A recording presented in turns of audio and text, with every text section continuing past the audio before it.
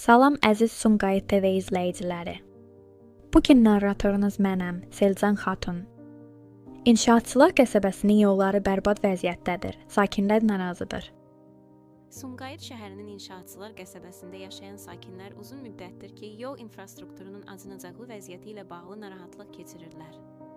Sakinlərin sözlərinə görə, xüsusilə beton zavod adlanan ərazidə yollar illərdir təmir olunmur və bu səbəbdən həm piyadalar, həm də nəqliyyat vasitələri hərəkət istiqamətində ciddi çətinliklərlə üzləşirlər.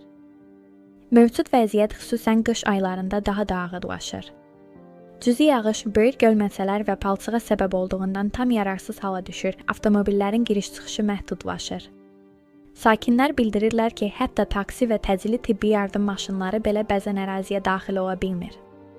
Sakinlərdən biri vəziyyəti belə təsvir edib, xəstəmiz olur, uşaqlar məktəbə gedir. Belə yolda necə hərəkət edək?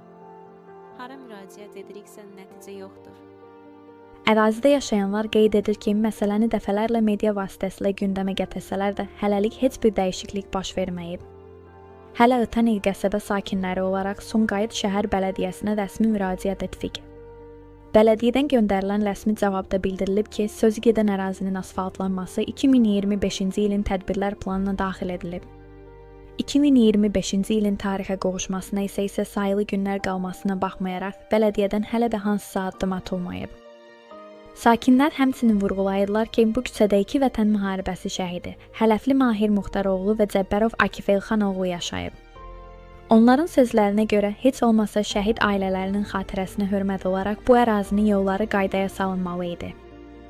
Sumqayıt TV olaraq məsələni ictimailəşdiririk və ümid edirik ki, İnşaatçılar qəsəbəsində qeyd olunan problem qısa zamanda diqqətə alınacaq və sakinlər normal yol infrastrukturundan yararlana biləcəklər.